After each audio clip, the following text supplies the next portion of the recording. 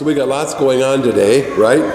We have this wonderful rite of acceptance for our catechumens and candidates. It's on the first Sunday of Advent every year, and it's a call for our prayers for them, for this great journey that they're on.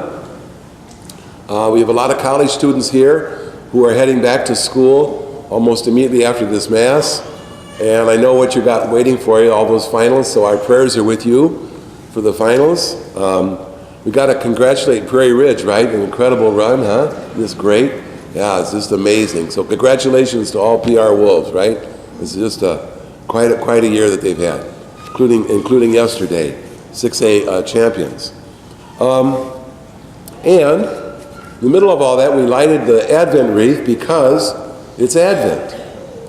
What is Advent? Advent, as you know, the word means coming. Who's coming? The one who's coming is Jesus Christ. And Advent is all about being ready to meet him when he comes. The first 2 weeks of Advent do not look backward toward Christmas. They look forward toward Christ's second coming to earth at the end of the world, or to the day when he comes for each one of us, which probably will be before the end of the world. We don't know that, but probably he will be coming for us before he comes in his second coming at the end of the world. And Advent's all about preparing our life for that all-important encounter, the most important encounter of our life. That preparation, as we just heard, is all about waking up.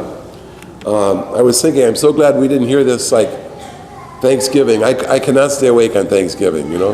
You have that turkey and the tryptophan, and you know, I'm glad I didn't have to stay awake then. But Advent is definitely about being alert, being, let's say, having our A game, waking up. St. Paul tells us in his reading, it's the hour for you to wake up. Jesus in our gospel says, stay awake. You don't know the day on which your Lord will come, which of course is true for all of us. Once we're awake, we realize the need we all have for God our Father. So Advent is a great season of honesty. It calls us to recognize the longing in our hearts for a salvation that we can never give to ourselves. We're longing for something bigger than just ourselves. It reminds us that nothing we can stuff into ourselves, even the Thanksgiving turkey, is going to quench that longing. We long for God. Let me repeat that. We long for God. And Advent calls us to admit that longing, to open up to that longing, to give our hearts over to our God. Advent is meant to be a season where at the end of Advent we can say, okay, Lord, you could come for me now or tomorrow or whenever I'm ready. I was remembering in the Middle Ages, some of the monks in monasteries slept in their coffins. Imagine that? They slept in their coffins. I hope they were big, so if they tossed and turned, they didn't hit themselves on it. But the idea being, I'm going to be in this coffin for real one day, and so I want to always be aware that I'm not going to live forever, that God's going to come for me. It's kind of a radical. The same monasteries would have a spiritual reading, and there'd be a skeleton on the podium where the person read the spiritual reading. It seems pretty radical to our ears today. But there's a Latin phrase, memento mori, remember death. That's what they were doing. Remembering, hey, I'm not going to live forever. And let that realization impact how I live today, because I'm not going to be here always.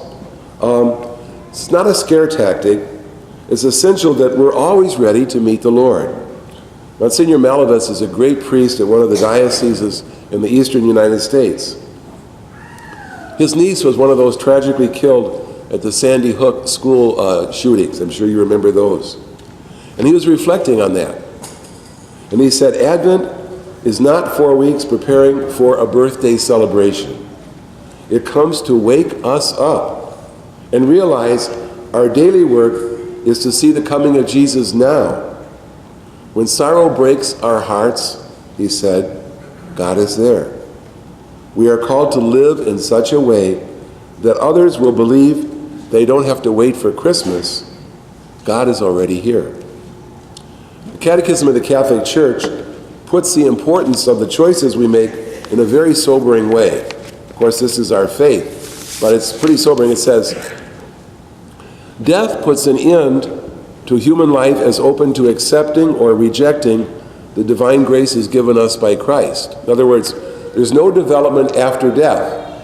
I can't grow in holiness. I can't commit any evil acts. Death is the demarcation point. That's the end to accepting or rejecting God's grace. So, our development is going to stop at the point of our death. And so we want to be sure that that point is our being faithful to God. I read an interesting quote this week. I don't know what you think of this. It said, if Christmas is a season of childhood, Advent is a season of maturity. And I think there's something to be said for that. Christmas is for the child in all of us. And you can never tire of proclaiming that Jesus came to earth to save us.